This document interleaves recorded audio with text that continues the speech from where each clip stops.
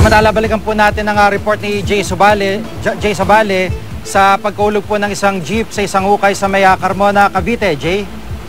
Hindi sa malalim na provincial road ng mga heavy scooter na hulog nang may 30 feet ang isang pampaserong jeepney sa biyaheng Alabang Phase Bulihan sa Barangay Bangkay, Carmona, Cavite mag-aalas 7 ng umaga kanina.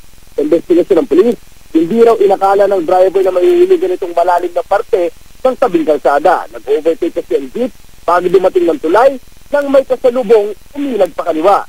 Buti na lang at makipot ang hinulugan kaya ituloy-tuloy ang pagbagsak ng jeep at maputik ang binagsakan nito kaya walang nasawi sa aksidente. Sa ngayon ay nakalabas na ng pagamutang bayan ng Carmona ang 6 na sigatang pasahero. Isa na lang ang narito pa na nagsamo ng bali. Ang driver naman ng jeep ay ililipat na sa Philippine General Hospital sa Manila dahil sa reklamo nitong pananakit ng dibdib. Maaari namang maharap sa mga kasong reckless imprudence, resulting in multiple physical injuries and damage to property ang driver ng jeep. Sige? Maraming salamat, Jay Sabale.